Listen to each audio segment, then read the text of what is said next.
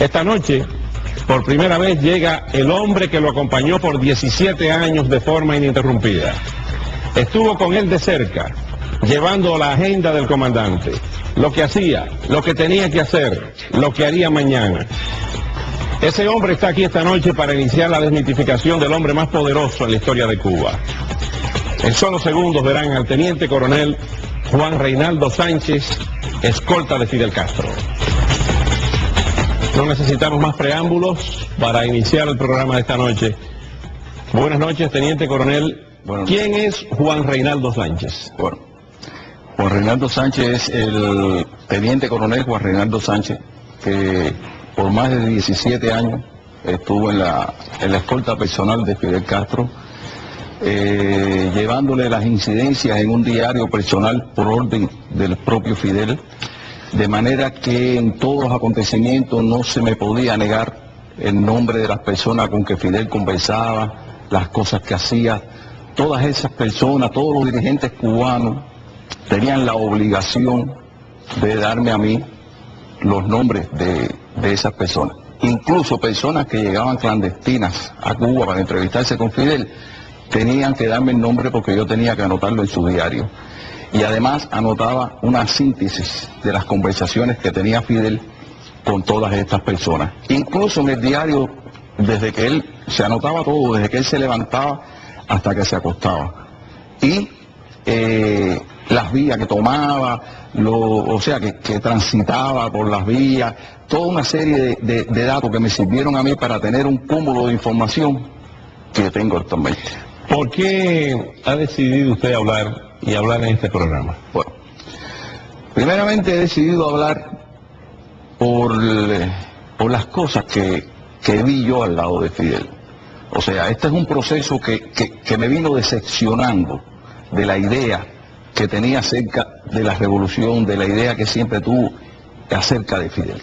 O sea, las cosas que Fidel hacía, su relación con cosas inconcebibles como el narcotráfico, por ejemplo, el modo de vida de los dirigentes, todas esas cosas fueron lacerando la idea de Dios que tenía sobre Fidel y sobre la revolución. Y por esas cosas es que estoy aquí, para que el mundo conozca verdaderamente quién es Fidel Castro. En todos esos años, usted formaba parte de ese círculo íntimo, de ese primer círculo de seguridad de Castro. Sí. ¿Cómo llegó usted ahí? Bueno, yo en el año 1965 comienza el servicio militar en Cuba, servicio militar obligatorio, que había que cumplir durante un periodo de 3 años. ¿Usted es de La Habana? Yo soy de La Habana, de Ciudad de La Habana. Yo vivía con mi padre y con mi abuela. En 1966 emigran a Estados Unidos. Ah, su padre y su abuela emigraron para Estados Unidos. Sí, están aquí. Y aún así usted llegó a ser de la escuela. Sí, cómo no. Llama la atención eso, es ¿no? así. ¿Y cómo llegó usted entonces? Le voy a detallar las cosas. Ellos salen de Cuba, mi abuela murió aquí en Estados Unidos, y yo sigo viviendo en la misma casa, pero con mi madre. O sea, mi madre vivía escasamente 50 metros de donde yo vivía. Mi madre, como una gran parte de los cubanos, simpatizaban con Fidel y era revolucionaria. O sea, la familia que queda en Cuba era una familia revolucionaria, integrada, etc. En el año 1968 a mí me llega la citación del servicio militar.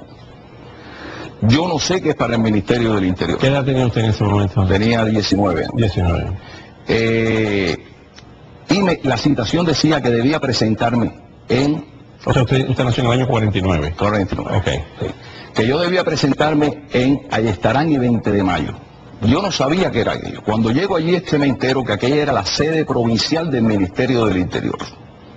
Me atendió un teniente de nombre Manuel y me empieza a explicar que yo había sido escogido para pasar mi servicio militar dentro de las filas del Ministerio del Interior. Y me hace la comparación entre el Ministerio del Interior y el Ejército, la FARC. Me dice que en la FARC yo iba a ganar 7 pesos mensuales, que era lo que se le pagaba, 7 pesos mensuales. que era lo que se le pagaba a un recluta en aquella época. Y que lo mismo podía pasar mi servicio en Pinar del Río, que en Oriente, que en Matanza, que en Las Villas. Y que en el Ministerio del Interior iba a estar mis 3 años en Ciudad de La Habana y a un sueldo inicial de 110 pesos. Y con un régimen de salida mucho mejor que el que pudiera tener en una unidad del ejército. No tuve que pensarlo mucho. Le dije que sí, que estaba de acuerdo y que quería pasar mi servicio militar dentro de las filas del MININ. ¿Por qué cree usted que lo escogieron a usted para el MININ? Bueno, yo pienso que me escogen a mí por el MININ porque yo siempre fui un muchacho que practiqué mucho deporte. Era un muchacho que bastante vivo, no tenía mucho miedo de entablar un combate con otro muchacho. ¿Usted es karateca? Yo soy karateca, yo soy cinta negra en taekwondo, en judo y tengo quinto kyuk en una técnica coreana de combate que se llama kyuksul. O sea que fajarse con usted es un problema. Ahora sí, ya estamos un poquito viejos. Ya no hay tanto Cinta problema. negra en taekwondo, Sí. judo y una técnica coreana. Una técnica coreana de combate que se llama kyuksul. Kyuksu. Kyuksu. ¿Y usted qué pariente del jiu-jitsu o no? No. ¿Y usted entonces empezó a practicar eso en la escuela y llamó la atención de...? Sí, no, yo en la escuela di algunas clases de esas, pero todavía no era cinta negra. O sea, yo iniciaba en eso. Pero después de ahí, Oscar, yo comienzo a trabajar muy joven. Yo empiezo, cuando mi padre y mi abuela salen de Cuba hacia Estados Unidos, yo incluso no tenía ni siquiera 18 años y comienzo a trabajar. Comienzo a trabajar en un almacén de materiales de la construcción. En ese almacén es que a mí me llega la citación del servicio. Es cuando llego a la sede provincial del ministerio y me hacen esta propuesta, digo que sí. El 26 de abril de 1968 a mí me llaman para pasar la primera escuela en el Ministerio del Interior. ¿Qué se estudia ahí? Bueno, en esa primera escuela lo que le dan es las clases esenciales de militares, o sea, marchar, desarme de armas, pero nada específico. En esa escuela yo recuerdo que éramos 300 y tantos alumnos, y de ahí fueron haciendo diferentes divisiones para diferentes ramas del Ministerio del Interior. Hubo un grupo que fue a la policía, otro grupo que iba a los bomberos, otro grupo, y se iba quedando un grupo reducido donde yo estaba, y yo decía, bueno, entonces que yo no sirvo para nada, porque se están llevando a todo el mundo y yo me quedo aquí. Quiere decir que yo no sirvo para esto porque me están dejando para el último. Y no fue así. El problema es que ese grupito que quedamos, que eran unos 40 y tantos, eran los que íbamos a ingresar en la seguridad personal. La seguridad personal de Fidel La Castro. seguridad personal. Sí, que atendía, en aquellos momentos atendía no solo a Fidel, sino a todos los dirigentes, miembros del buró político, etcétera, etcétera, etcétera. Lo que sucede es que cuando yo ingreso a seguridad personal, con el único dirigente que trabajo es con Fidel. La primera casa donde yo trabajo como guarnición es la casa de Celia, que está en el municipio de Vedado, en la calle 11, entre 10 y 12, donde Fidel, en el último piso del edificio, tenía su apartamento y su área privada, y donde al frente existe el puesto de mando de la escolta. Ahí es donde yo me relaciono con la escolta de Fidel. Me dijeron que usted se dio un gran tirador, que usted, una de las razones por la que fue a la escolta, no solamente por sus actividades deportivas de karate y taekwondo, sino que usted era un gran tirador. Sí, yo en la escuela en el año 1974, o sea, después de yo salir de 11, a mí se me designa una unidad, también de la escolta, donde se guardan, incluso hoy, los alimentos que consume Fidel, la familia de Fidel, donde está la famosa casa de los regalos de Fidel, que después en otro programa podemos hablar de lo que ha sucedido con esa casa y de los regalos, porque no es tan así la división que ha hecho Fidel de que se lo entregó a Eusebio Leal todos los regalos del historiador de La Habana, no. Ahí hubo otros regalos muy valiosos que fueron para otro lugar que en otro programa lo vamos a señalar. Cuando usted habla de regalos, ¿de qué estamos hablando? Y hablo de los regalos que le llegaron a Fidel de diferentes presidentes, de jeques, Joyas. de reyes, hablo de joyas, de esmeraldas, hablo también ¿De esmeraldas? de esmeraldas, de diamantes, de empuñaduras de oro en las armas, hablo de todo eso. Hablo también de unos diamantes que se sacaron de Angola, que Fidel se ha cansado de decir que de Angola no se llevó nada, no, de Angola se llevó los diamantes, que Patricio La Guardia se los mandó a Fidel. ¿Cómo? Estaba en una caja ahí, en esa caja de regalo. ¿Y de cuántos millones estamos hablando con ese Bueno, momento? yo no lo sé calcular. Yo no soy joyero. No Una sé calcular. caja de Era diamantes. una caja de diamantes, no muy grande. Eran diamantes verdaderamente pequeños, pero era una caja de diamantes. Y se la mandó personalmente. Se la mandó Fidel y Fidel la tenía ahí en esa caja de regalo. También vamos a hablar de qué sucedió con esos diamantes y a dónde fueron a parar. De esos no se le entregaron a Eusebio Leal. Bueno, en esa casa Estando en esa casa, la pregunta que usted me hacía es que a mí se me designa para pasar la escuela de especialista en seguridad personal. Era una escuela que ya me hacía profesional de toda esta rama de seguridad. O sea, yo salí ahí como un especialista de la seguridad. En esa escuela daban idiomas, allí fue donde alcancé la cinta negra en judo, en esa escuela que yo no la tenía, y ahí es donde me empiezo a destacar como tirador. Empiezo a participar en exhibiciones al alto mando del ministerio, a personalidades que llegaban a Cuba, que eran militares, y empiezo a participar en las competencias de tiro dentro del Ministerio del Interior.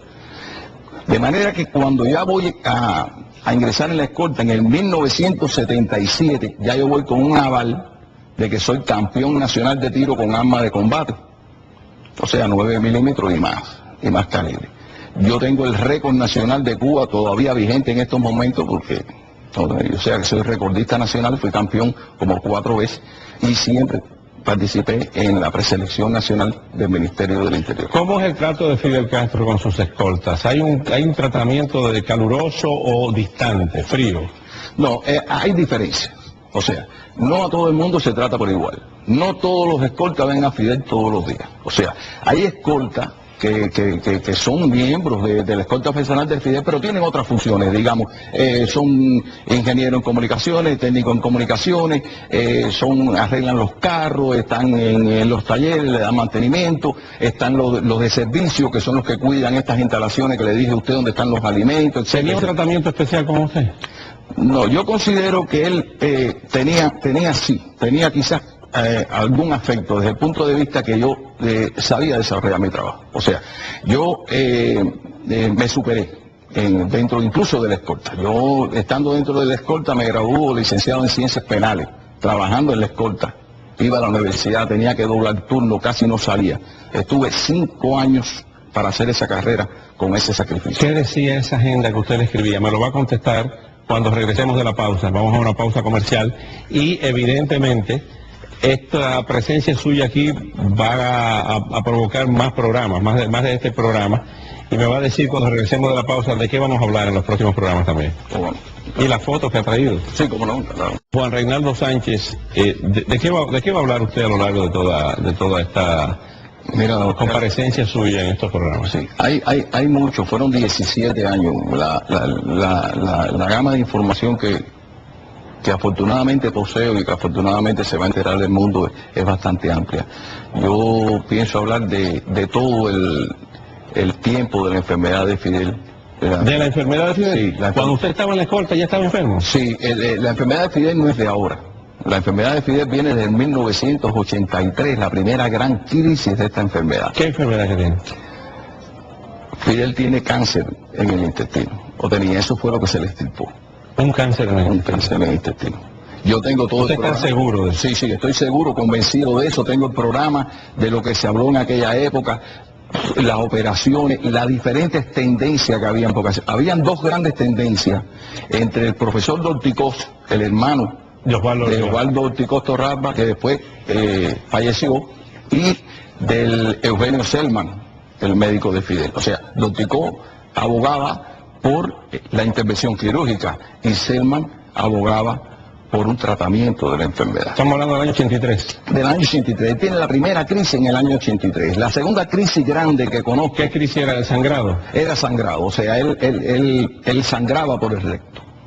Había que ponerle transfusiones, que después vamos a hablar en este programa de los donantes, porque Fidel dentro de la escolta tenía sus donantes de sangre. ¿Dentro de la escolta? Dentro de la escolta. Habían 2 donantes de sangre para Fidel Castro, con la sangre de Fidel Castro. ¿Y qué sangre tiene Fidel? Tiene A negativa. A negativa la sangre de Sí. Fidel. Eso es rarísimo. Es rarísima, creo que está alrededor de un 6%, algo de eso. De la población. Cuéntenos entonces, comenzó ese sangrado en el año 83 y ustedes se dieron cuenta en la escolta de inmediato.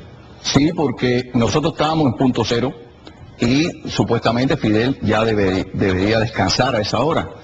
Y había un sistema de aviso cuando él quería salir, o sea, es un timbre que él tenía dentro de la casa, al lado del marco de la puerta de salida, que lo mismo es que Dalia, su señora, lo tocaba, y eso nos avisaba a nosotros que Fidel quería salir.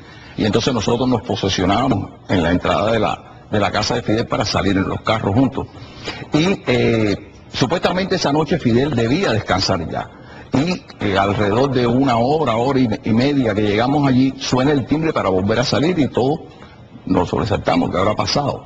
Pero bueno, pensamos que podía haber sido un aviso de Raúl, algún acontecimiento importante, pero llegamos al lugar donde Fidel se atiende, que también vamos a hablar, porque Fidel tiene una clínica personal para él, con todos los equipos habidos y por haber, somatón, sala de cirugía, sala para el dentista, rayos X, farmacia, etcétera. No, en otro lugar que lo vamos a detallar aquí en la medida que vayamos haciendo los programas. Okay. Y todos los equipos que están. Entonces esa noche llegamos a ese lugar y cuando él se baja del carro tenía el pantalón manchado por detrás. Como yo siempre estaba con él, yo subo en el elevador de la clínica y llegamos al lugar. Y entonces allí es donde yo me entero de la crisis que tenía. Y claro, cuando usted lo vio manchado no le dijo nada. No, yo no le dije nada, él lo sabía, él si llegó allí es porque él sabía que tenía ese problema. Y entonces Dalia no lo acompañó. La mujer no lo acompañó nadie, nada más que la escolta. Él estuvo un tiempo allí, no se le avisó a nadie, Dalia no fue nada de eso. La segunda crisis de Fidel, que también vamos a hablar en detalle de eso, fue cuando regresamos del viaje de España en 1992. La cumbre iberoamericana. Exactamente, que fuimos a la exposición de Sevilla, que después fuimos a Barcelona a los Juegos Olímpicos y por último fuimos a visitar la familia de él en La Coruña. De eso tenemos fotos. Fotos, ok. Tenemos fotos. La vamos a ver más adelante. ¿Qué pasó ahí en el 92? Bueno, en ese 92 es una crisis la mayor que yo vi. Incluso llegó un momento que los médicos le avisaron, mandaron avisarle a Raúl, que le avisaran a Raúl porque Fidel estaba entre la vida y la muerte. En el 92. En el 92. Yo lo vi en una camilla, no respondía, estaba blanco como un papel, no asimilaba las transfusiones de sangre, ya no las asimilaba. Y pasó el tiempo y Raúl en ese instante, Raúl establece una cronología a quién le debíamos avisar primero y quién después. De eso vamos a hablar cuando hablemos de la enfermedad de Fidel. Pero me puede decir a quién le avisaba. Sí, lo primero, Raúl determina ahí que había que avisarle a Dalia, en primer lugar, y a los hijos mayores. Solamente Ángel Castro, el más pequeño, que era muy pequeño, en el 92, no fue a ver a Fidel a ese lugar donde estaba. Y Fidel establece que a partir de ahí debía avisar primeramente a los miembros del buró político, a los generales más allegados, y así se iba a establecer un orden de aviso de que Fidel había fallecido. Y cómo se iba a hacer la preparación del pueblo para darle la noticia de que Fidel había fallecido. O sea, que mañana Fidel se muere y no lo van a decir. Van por los medios de la televisión, la prensa, etcétera, van a ir preparando 1 o 2 días, no sé, al pueblo para darle la noticia. ¿De qué otras cosas vamos a hablar?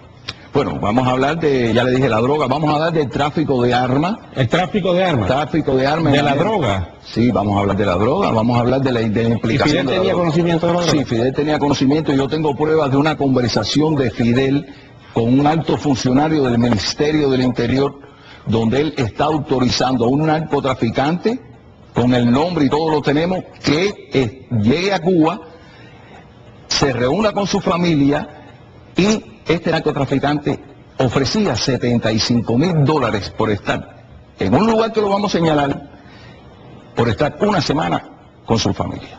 Tenemos el nombre, tenemos el lugar donde iba a estar. Pero Fidel Castro personalmente estaba en el negocio del narcotráfico. Sí, lo que sucede es que te tengo que explicar por qué yo oigo esa conversación. O sea, yo estoy en el despacho de Palacio, en el despacho de Palacio existe una pizarra telefónica. Las comunicaciones no llegan nunca directa a Fidel en ningún lugar que esté. Siempre tienen que pasar por donde está la escolta. Como yo subía con Fidel al despacho junto con el jefe de la escolta, nosotros, él o yo, nos sentábamos. ¿Con Joséito? Con José o con los otros que estuvieron anteriormente. Siempre nos sentábamos en la antesala del despacho de Fidel y teníamos la operatividad de las comunicaciones. Y este personaje que le digo yo, un alto funcionario del Ministerio del Interior, llega, o sea, primero llama que necesita ver a Fidel, Fidel nos comunica que viene ese funcionario, cuando llega le avisamos a Fidel que está ahí, pasa, y Fidel sale del despacho y me dice a mí, no vayan a grabar, Porque cuando hablemos del despacho de Fidel, le voy a decir cómo está estructurada las grabaciones dentro del despacho de Fidel, que tiene varios lugares. Está la oficina, está la mesa, una mesa para cenar o para reunirse, y está una habitación privada con su cama, su baño y todo, para si se quiere quedar allí. En cada lugar de eso hay micrófono, y cada lugar de eso nosotros teníamos la llave que le daba entrada o no al micrófono. Pero ese micrófono, ¿para qué? ¿Para escuchar lo que habla Fidel Castro? No, ¿O para grabar a los que van a hablar con él? Para grabar a los que van a hablar con él. Siempre. Siempre. De ahí sale la famosa grabación que le hizo al presidente Fox. Claro. Sale de ahí, de esa grabación de Palacio. Claro, esa grabación nosotros no tenemos la grabadora en el monitor. Con esa llave nosotros le damos salida a un cuarto de grabaciones donde trabajan las taquígrafas del Consejo de Estado. Después vamos a hablar de todo eso. Bueno, en esa conversación yo oigo que Fidel está primeramente preguntándole a este funcionario quién era el hombre que iba a ir, cómo se llamaba, oigo el nombre, dónde iba a estar, cómo le iban a mostrar a la familia de que ese hombre no era un narcotraficante. Y entonces cuando surge el plan de darle a entender a la familia que este era un agente infiltrado del G2 en Estados Unidos para que la familia después no divulgara la presencia de este hombre en Cuba. Y le montan todo un aparato con escolta, el departamento de MC, etcétera, etcétera, como si el hombre fuera un agente. Y ahí es donde me entero yo ya. Yo tenía, ¿cómo decirle?, intuición y tenía indicios de que Fidel conocía de la droga, porque antes de eso yo había ido a un almacén donde estaba la droga. No habíamos visto la droga. ¿Y cómo usted sabía que ahí había droga? Bueno, porque después la causa 2 sale a relucir que en ese almacén era donde el departamento MC guardaba la droga. ¿Y usted fue con Fidel a ese almacén? Y fuimos con Fidel ahí. Nosotros tenemos para mostrar ese lugar. Más adelante. Más adelante. ¿Quién era el funcionario del Ministerio del Interior? Era Abrantes. José Abrantes. José Abrantes. José Abrantes estaba en la droga cumpliendo orientaciones de Fidel, como lo estaba Ochoa cumpliendo orientaciones de Raúl. ¿Eso le costó la vida?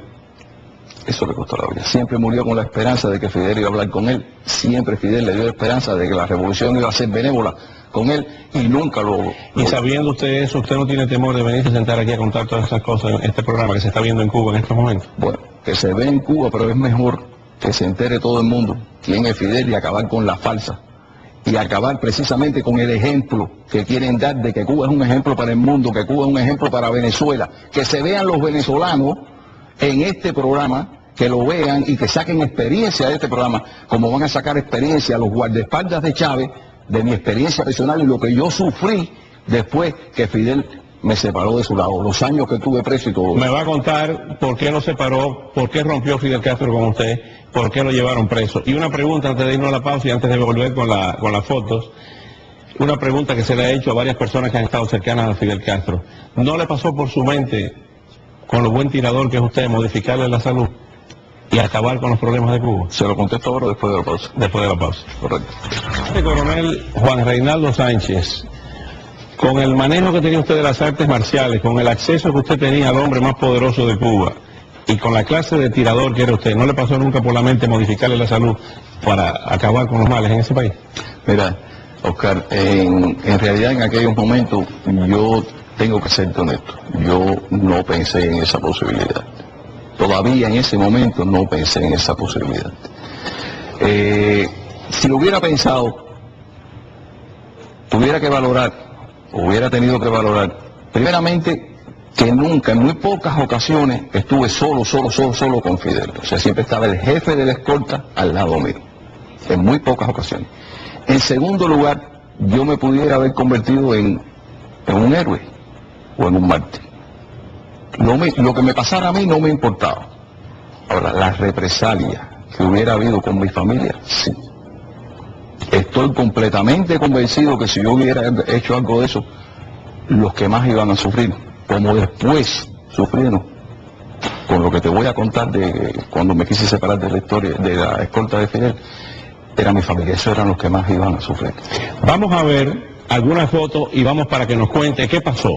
Cuando usted cae en desgracia con el hombre, como le acaba de pasar a Carlos Laje y a Felipe Pérez Roque y a Ramírez Estenos, ¿cuándo se produce ese rompimiento? Aquí vemos una primera foto. ¿Qué es eso? Ese que está ahí con la guayabera es usted, al lado de Fidel. Ese que estoy ahí, que estoy sosteniendo mi pluma, soy yo, porque acababa de anotar precisamente la botella de vino que estaba Fidel. ¿Usted tenía que anotar todo eso? Todo, incluso una síntesis de lo que él conversaba ahí en la intimidad. Fidel le gustaba mucho hacer cuentos con la escolta. Yo tengo muchas anécdotas de Fidel que caracterizan al Fidel desde que era niño, de que le hace un patrón psicológico a Fidel desde el punto de vista psicológico. Muchas cosas de las que está haciendo Fidel hoy con empresas extranjeras, etcétera, que después de eso también podemos hablar, tiene su reflejo en la niñez. Fidel manipulaba a los padres, manipulaba a Ramón, manipulaba a las personas desde que era estudiante en la universidad y en la niñez. ¿Y dónde era eso? Este es el interior de Punto Cero. Ajá. Este es el interior de Punto Cero, donde Fidel está reunido con la escolta y está abriendo una botella de vino que íbamos a brindar en ese momento allí. Debe haber sido por un 26 de julio, un cumpleaños de Fidel, etcétera. Ya habíamos llegado a la casa, ya no iba a salir más, se había quitado la chaqueta verde olivo y ya iba a quedarse ahí en la casa. Y hacía brindis con ustedes con mucha frecuencia. En estas fechas, en estos acontecimientos. Vamos a ver otra de las fotos. ¿Esa foto dónde es? Esa foto es en la entrada de la casa de Punto Cero. Esa ventana que se ve detrás es un cuarto que tiene Fidel, donde tiene los teléfonos, que está fabricado a pruebas de escucha. O sea, ahí no hay por ningún medio que se pueda penetrar para escuchar las conversaciones de Fidel. Y desde esa habitación es que Fidel habla con Raúl, con los diferentes ministros, etcétera, siempre desde esa habitación. Y él ahí me está felicitando yo lo estoy felicitando porque a él le entregaron una condecoración. Si se fija bien en el cuello se le ve la cinta. Sí. Y entonces yo lo estoy felicitando, lo felicitó toda la escolta y me tomaron la foto a mí cuando yo lo estoy felicitando. ¿Quién le dio esa condecoración? Esa condecoración no recuerdo si fue en una embajada, no, en la universidad. En la universidad. Recuerdo ahora que fue en la Universidad de La Habana. Vamos a ver otra. ¿Quién es ahora aquí le está entregando un diploma? Sí, eso es en el interior de Palacio. Ahí se ve, el último que se ve allá sentado al fondo, ese es José Delgado Castro, el jefe de la escolta de Fidel. Él me está entregando un diploma ahí cuando regresamos de Venezuela, por el trabajo que yo había hecho en Venezuela, con la seguridad de él en Venezuela. ¿Qué hizo usted en Venezuela? Bueno, en ese viaje yo me fui en la avanzada. Ya. Le preparamos el viaje en Venezuela, le preparamos todo eso y entonces me está dando un diploma firmado por él en reconocimiento a ese trabajo que hice. Vamos a ver otra. Vamos a ver otra de las fotos de usted con Fidel Castro. ¿Este quién es? Mira, este es un miembro de la escolta, como le decía ahorita, es uno de los donantes directos de Fidel Castro, que es miembro de la escolta. Donante de sangre. Sí, habían dos donantes de sangre. O sea, cuando Fidel caía en crisis, estos dos miembros de la escolta ingresaban con Fidel. Donde quiera que estaba Fidel, iban a los viajes al exterior, por lo menos uno iba a los viajes al exterior. ¿Cómo se llama este? Ambrosio Reyes. Ambrosio Reyes. ¿Y el otro? Andrés Arronte Martínez. Andrés Arronte Martínez, lo vamos a ver más adelante. Precisamente, ahora que usted toca ese tema, por lo que usted nos está contando, Fidel sufre recaídas, crisis periódicas, pero graves. En el mes de enero, ustedes recordarán que abrimos 2 programas señalando que Fidel Castro se encontraba en una recaída en estado muy grave y que inclusive nuestras fuentes señalaban que en determinados momentos no reconocía su entorno, que no estaba reconociendo su entorno. Luego salió de esa crisis, vinieron los voceros de Fidel Castro aquí en Miami y empezaron a querer invalidar eso que habíamos dicho esa noche. Pero resulta que hoy, 9 de marzo del 2009, sale una información de varias agencias internacionales de noticias con unas declaraciones del presidente del Ecuador, Rafael Correa, donde precisamente en enero no pudo ver a Fidel Castro, y vamos a citar lo que dijo el presidente Correa, siguiendo con lo que nos está contando el teniente coronel Sánchez.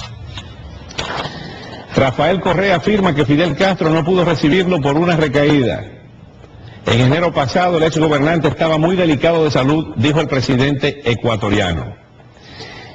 Correa añadió que incluso le dijeron algunas cosas confidenciales en ese momento, pero aclaró que no las puede revelar.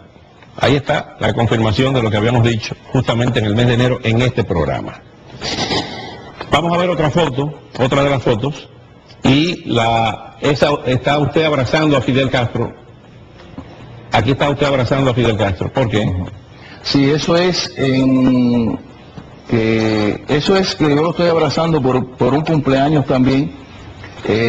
Hay varias personas ahí que más adelante podemos después detallar quiénes son. Son personas que tienen cargos importantes dentro de la seguridad de Fidel, que cuando hablemos de la seguridad de Fidel le voy a decir quiénes son estas personas y voy a decir también dónde está ese lugar que él me está abrazando ahí. Es uno de los lugares de descanso preferidos de Fidel. Empecé a tratar de explicarlo. O sea, yo por este cúmulo de informaciones que tengo, me voy percatando de toda una serie de anormalidades, por decirlo de alguna forma, que estaban ocurriendo dentro de las altas esferas del gobierno. O sea, la moral revolucionaria, y esto es importante para que nos escuchen, los que nos escuchan aquí y en Cuba también, lo escuchen de boca suya. Esa moral revolucionaria por la que propugna Fidel Castro durante toda su vida, la que ha propugnado, la que ha expresado, la que ha implantado, según él, esos códigos morales, ahora acusa de indignos a Carlos Laje Dávila y a Felipe Pérez Roque. ¿Usted no lo vio en su vida privada, en su práctica? Sí, claro, mira, eso es una gran mentira. O sea, Fidel Castro se ha pasado toda una vida criticando la sociedad de consumo, criticando al capitalismo, pero es que Fidel Castro vive inmerso en una sociedad de consumo y en un capitalismo. Fidel Castro tiene el nivel de vida superior a cualquier presidente de América Latina. Fidel Castro es dueño de la isla de Cuba. Entonces, esas cosas yo las veía que decían unas cosas, le pedía al pueblo sacrificio, le pedía al pueblo que recibieran los apagones, por hablarle de algo como la falta de petróleo en Cuba, y ninguno de ellos sufría eso. Tenían plantas eléctricas. ¿Usted sufría apagones? ¿Qué tenía usted en la nevera de su casa? ¿Los jamones de Fidel Castro? No. ¿Ustedes no se llevaban de punto cero comida y eso? No, mira, afortunadamente para mí, Oscar, aquí hay personas en el exilio que vivían muy cerca de donde yo vivía, y saben que yo vivía en un edificio, en un apartamento. Y en mi casa se sufrían las carencias que sufría cualquier cubano. Las personas piensan que por estar al lado de Fidel y ser miembro de sus cortes yo tenía un nivel de vida alto. No es así. El nivel de vida alto ahí lo tienen lo tiene Fidel, lo tiene Raúl, lo tienen los miembros del Buró Político, lo tienen los generales, lo tienen los ministros, pero no los escoltas de Fidel. Los escoltas de Fidel tienen bastante carencia de cosas. ¿Por qué rompe usted con Fidel Castro? Yo rompo con Fidel porque me doy cuenta de todo esto, me doy cuenta ya del narcotráfico, me doy cuenta del tráfico de armas, me doy cuenta del nivel de vida que tienen los generales. ¿Y ustedes hablaban de eso entre ustedes, de escolta? Sí, se comentaba, pero por muy pocas personas, y no puedo decir los nombres porque todavía están allí. Están allí todavía y no los puedo decir. ¿Pero ustedes comentaban entre ustedes? Sí, claro. Veíamos, por ejemplo, nosotros visitamos la casa del actual jefe del Ejército de Occidente, Polo. Leopoldo Sintra Frías. Sí, que está en la calle 70 y séptima, y es una residencia. El pueblo de Cuba, si me está viendo en Cuba, puede ir allí a 70 y séptima. Y puede ver la casa de él a esa esquina. Ahora es viceministro de la FARC. Bueno, es una residencia. Tiene criados, tiene choferes. ¿Tiene criados? Sí, tiene criados, igual que los tiene Fidel. Fidel tiene criados. Los cocineros en la casa de Fidel tienen que trabajar vestidos de blanco y con gorro como si tuvieran un hotel 5 estrellas. Así. Y los criados tienen que vestirse de blanco. Prejuicios burgueses. Y le digo que está inmerso en una sociedad capitalista. En la casa de Fidel se come a la carta. A la carta. A la carta, cada cual manda a hacer la comida que quiere diariamente, como si estuvieran en mejor de los. ¿Y ustedes qué comían? Nosotros cogíamos la comida que nos mandaban desde el centro de elaboración de la comida de la escolta, no la comida que él comía, por supuesto. Yo no le voy a decir que pasábamos hambre, es incierto. Teníamos una alimentación normal, no comer lo que usted quería. Pero retomando la pregunta, ¿qué fue lo que lo hizo? Ya sabemos la posición suya. Pero por parte de él, ¿qué lo hace? Bueno, déme ampliarte un poquito más. O sea, yo me desengaño de todo esto y estoy buscando el momento preciso y exacto para romper con estas cosas que me ataban, para romper con la escolta, para alejarme del sistema. Pero tenía que buscar el momento preciso. Y en el 1994, mi hija sale de Cuba vía Venezuela. Y mi hermano está a la frontera abierta y sale en balsa de Cuba. Ante estos acontecimientos, ¿Cuántos hermanos tenéis? un hermano, Un hermano. vive aquí, Que decidió en la crisis de los balseros 94 irse en balsa. 15 en balsa. Entonces la ¿Y su dirección... hija qué hacía su hija? ¿Qué estudiaba? No, mi hija es profesora de matemáticas. Se fue para Venezuela. Se fue para Venezuela y actualmente hace muchos años que está aquí en Estados Unidos ya. O sea, después que yo salí de la prisión, Porque usted fue a prisión. Sí, yo fui a prisión, que quiero hacerte... Me lo cuenta más adelante, después de la pausa. Tenemos que ir a la pausa y me cuenta cuándo lo separan a usted, cuándo usted sale de la escolta y cuándo usted cae realmente en desgracia hasta llevarlo a la cárcel. Esa foto te digo a la pausa, ¿qué es eso? Sí, ese es el interior de Palacio. Ese es un grupo normal de trabajo de la escolta. Usted está al lado de Fidel ahí. Sí, yo estoy ahí al lado de Fidel. Yo generalmente siempre estaba al lado de Fidel por las cosas que he contado aquí, del diario, etcétera. Ese que está a la extrema con camisa azul, ese es Laje. Ese es Laje. ¿Cuál es Laje? El que está con la camisa azul en el extremo de la foto. En el extremo de la derecha, pero ahí tenía pelo. No, un poco, eso es lo que pasa que la sombra le dio. Él nunca tuvo bastante pelo. No. Y hay otros personajes ahí que en el transcurso de los programas que vamos a hacer, pues vamos a ir detallando quiénes son. Ok, vámonos a la pausa. Ese close-up que le están haciendo ahí, ese es Laje, hoy en desgracia. Regresamos con el coronel Juan Reinaldo Sánchez. Y en el salón de visita hay un médico que tenía un recluso allí. Cuando me ve con el oído inflamado me pregunta, y yo le digo que es que tengo una otitis según el médico, etcétera. Y cuando le digo lo que me habían recetado, lo que me estaban haciendo, en ese momento viene el médico y le pregunta y le da la explicación. Y yo veo que el médico aquel salta de la silla y empieza a dar un escándalo y que le llamen al jefe de la prisión, etcétera, etcétera. Y viene el jefe de la prisión y entonces le dice al médico, tú sabes bien que lo que tú le estás haciendo a este señor está contraindicado hace años y que eso le puede dar sordera y le puede dar incluso una afección en el cerebro. Allí todo el mundo se quedó y pasándole la mano al médico, porque el médico incluso dijo que se iba a quejar al Ministerio de Salud Pública. Bueno, en consecuencia, le dan la autorización a este médico para que fuera periódicamente, cuando él lo entendiera, a la prisión a curarme. Eso, bueno, me permitió que yo pudiera ver a mi señora porque iba con el médico, etcétera, y así. Pero a través de estas visitas, escondido en las ropas y en las pertenencias, las pocas pertenencias que nos dejaban pasar hacia la prisión, hacia la celda, el médico nos introducía Duralgina, a cualquier tipo de medicamento para cualquier gripe, y me hizo la advertencia, aunque te mueras en la celda, no vaya más a la enfermería. Qué cosa, ¿no? ¿Qué se prometió usted en prisión? Ajá. Yo estoy en la prisión y cuando me llega la sanción, porque debo decir que en el tribunal me pedía 8 años de privación de libertad. 8 años.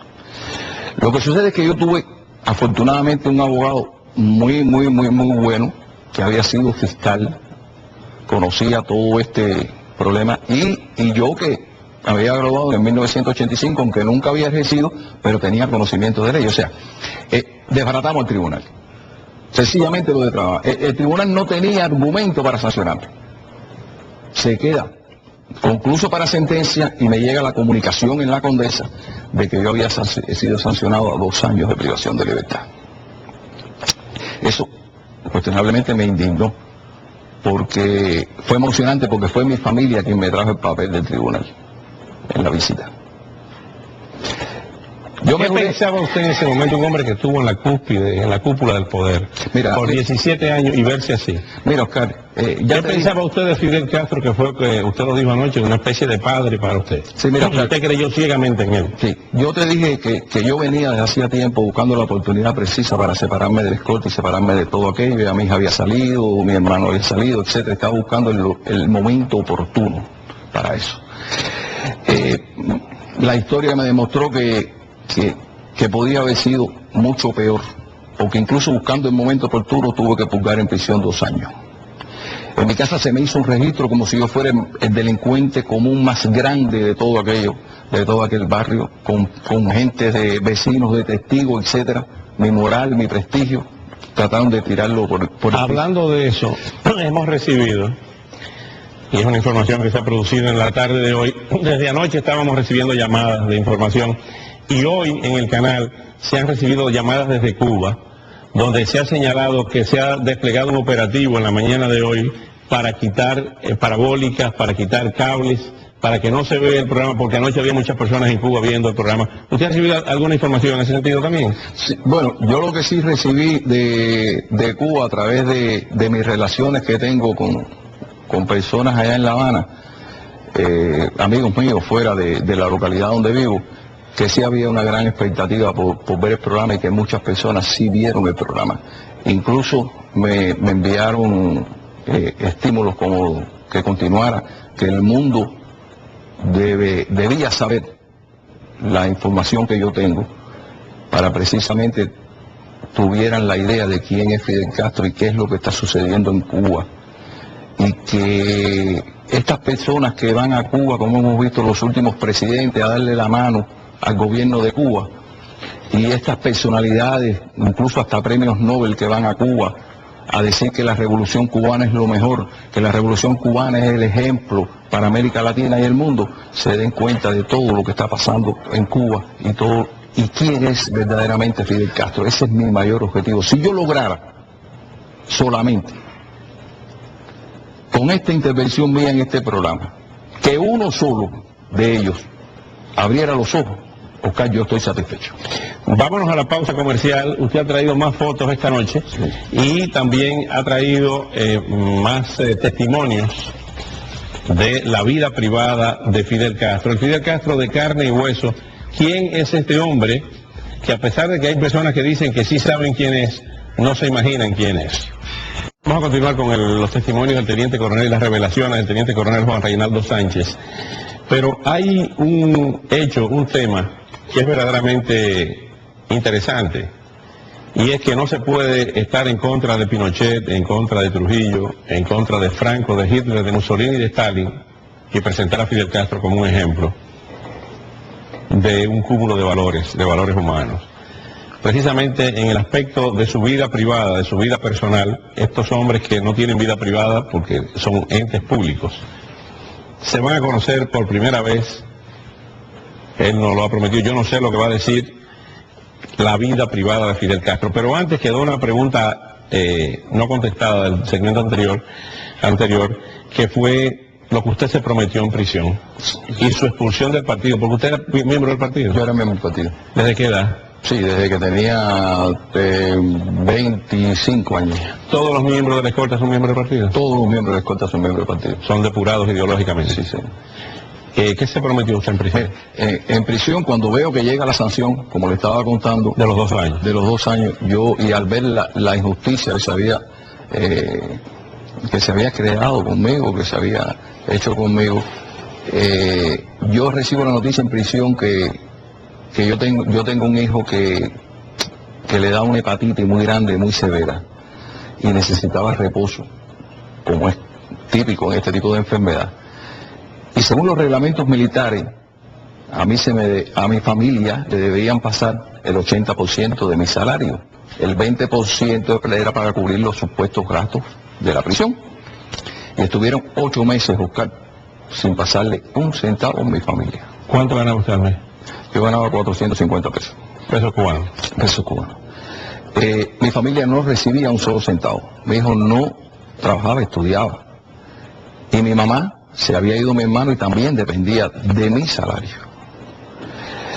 Mi mamá y mi esposa tuvieron que salir por el barrio a vender pizzas que hacían en la casa a 6 pesos cubanos, que son 6 centavos dólares, para poder comer. En ocasiones en mi casa no había comida y yo en prisión sufriendo eso. Porque a usted lo informaron. Claro. Cuando me llegan las visitas y me dieron la noticia que mi hijo tenía hepatitis. Y había noche que mi hijo se comía un pedazo de vianda hervida porque no había otra cosa. ¿Qué edad tenía su hijo entonces? 24 años. 24 años. ¿Sobrevivió? Sí, Sí, afortunadamente sobrevivió.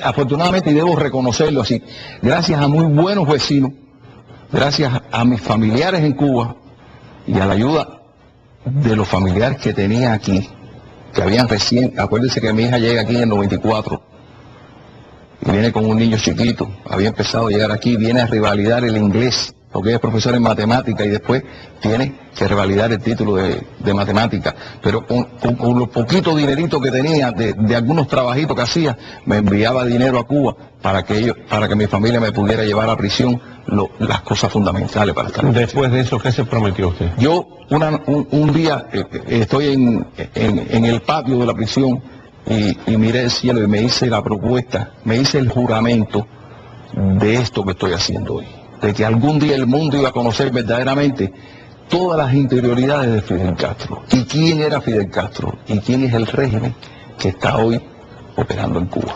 Si lo estuvieran viendo como lo deben estar viendo los jerarcas del MININ y del MINFAR, ¿qué le diría usted esta noche? Yo le pudiera decir que nadie está exento de pasar por lo que yo pasé.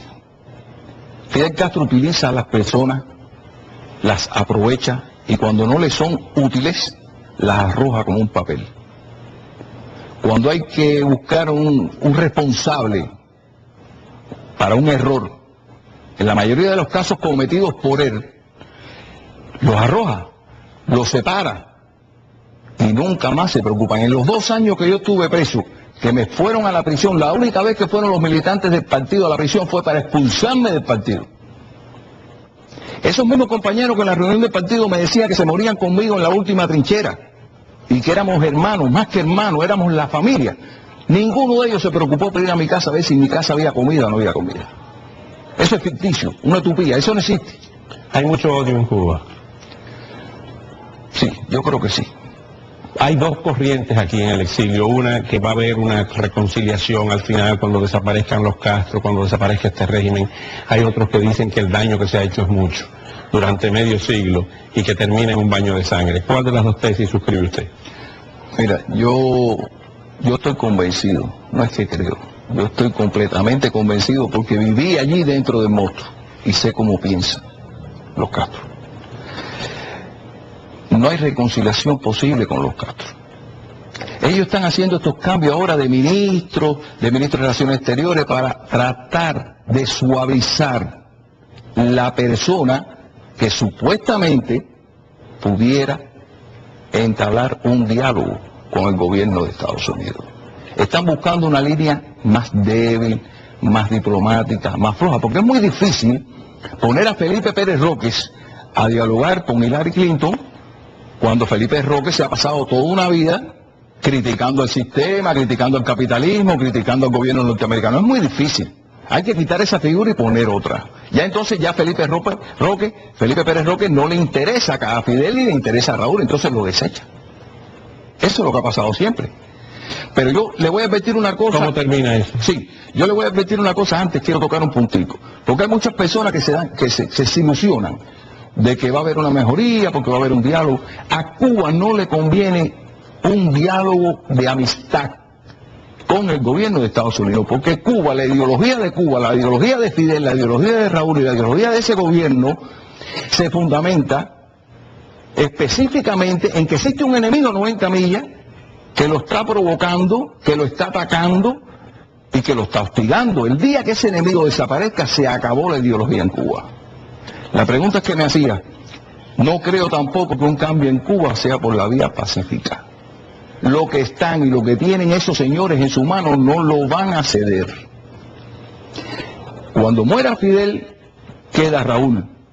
Ya tiene asegurado sus fieles, ya tiene asegurado las personas que van a ser fieles a él cuando desaparezca Fidel. Cuando usted dijo anoche que en el 92 le dio esa crisis de salud a Fidel Castro, de que Raúl le dijo que la primera persona a ser informada era la señora Dalia Soto del Valle, después sus hijos, etcétera, ¿se habló de cómo sería ese funeral de Fidel Castro?